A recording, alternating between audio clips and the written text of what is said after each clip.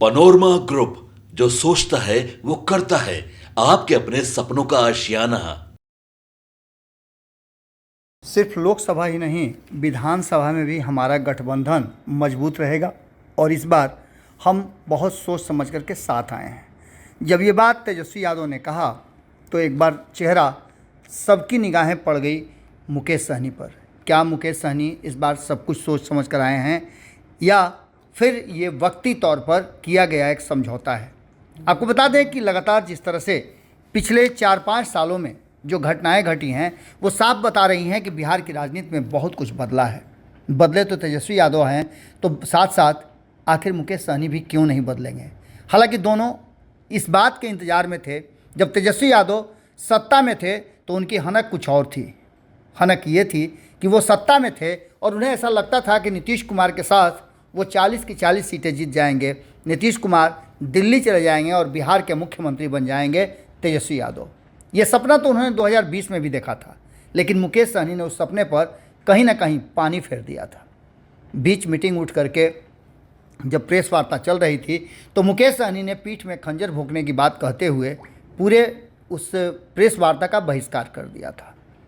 कल तल्खियाँ लगातार रही, रिचार्ज कूपन से लेकर के और बहुत सारी बातें सामने आई और दोनों के बीच में दूरियां भी लगातार बनी रही।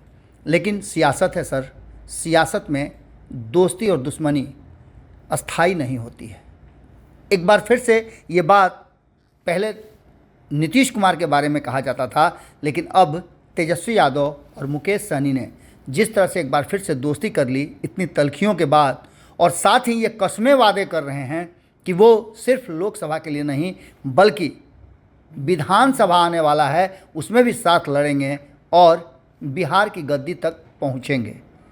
अब ये दोस्ती कितना चलती है ये तो आने वाला वक्त बताएगा, लेकिन 2024 के लोकसभा चुनाव के लिए कहीं ना कहीं लालू प्रसाद ने इस तुरुप के पत्ते को अपने पक्ष में करके भारतीय जनता पार्टी और एनडीए के सहयोगी दलों के लिए टेंशन जरूर बढ़ा दी है।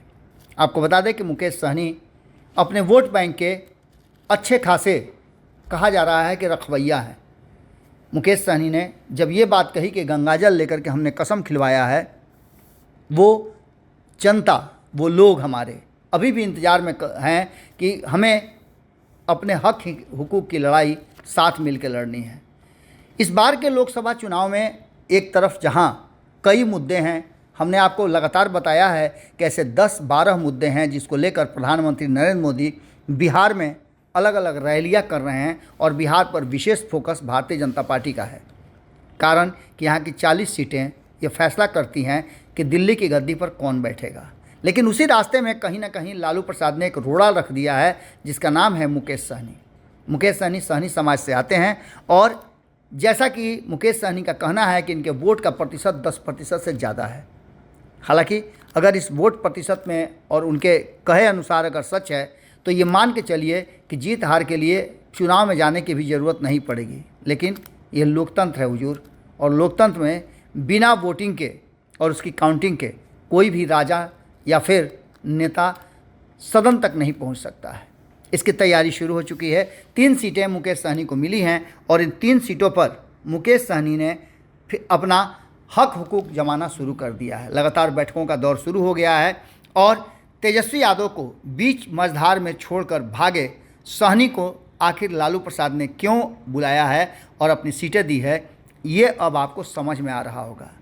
ये मुकेश सहनी को नहीं बल्कि उनके उस वोट बैंक को दिया जा रहा है, जो वोट बैंक यदि MY समीकरण के वोट से जुड़ जाता है तो कहीं ना कहीं सामने वाले के लिए परेशानी का सबब बनता है। हमने आपको दिन में ही बताया था, जब ये घोषणा नहीं हुई थी तो हमने बताया था कि कम से कम ऐसी 12 से 15 सीटें हैं, करीब 1 से 1.5 दर्जन ऐसी सीटें हैं जहां मुकेश सहनी प्रभावित कर सकते हैं चुनाव को। अब देखना दिलचस्प होगा कि ये सब कुछ तो हो गया, सीट शेयरिंग का समझौता हो गया, उम्मीदवारों का चयन भी भीतर ही भीतर हो चुका होगा। अब ऐसी स्थिति में मुकेश सहनी राष्ट्रीय जनता दल के एलाइज पार्टनर बनते हैं या फिर महागठबंधन है, क्योंकि कांग्रेस ने अब तक ये स्वीकार नहीं किया है, न ही वाम दलों ने ये बात कही है, क्योंकि जब ये प्रेस वार्ता हो रही थी तो दोनों ही खेमे के लोग मौजूद नहीं थे। जुड़े रहिएगा भारत लाइव के साथ, हमारी कमेंट्री इसी तरह से जारी रहेगी और बिहार में होने वाली हर छोटी बड़ी घटना पर हमारी नज़र बनी रहेगी। बहुत बहुत धन्यवाद। पनोरमा ग्रुप, जो सोचता है वो करता है। अगर ये वीडियो पसंद आई और वह बिहार के राजनीति और बिहारियत से सरोकार रखेनी तो सब्सक्राइब बटन दबा के चैनल के सब्सक्राइब कर ली। ओजे एगो घंटी बा, ओकरा बटन दबा देला से कुल सटीक और मारक खबर रुआ मुफ्त में मिल जाई। अगर रुआ पत्रकारिता के हमनी के नया प्रयोग में सहयोग कर चाहतानी तो ज्वाइन बटन दबा दी। पेटीएम नंबर नोट कर ली 9386816700। धन्यवाद।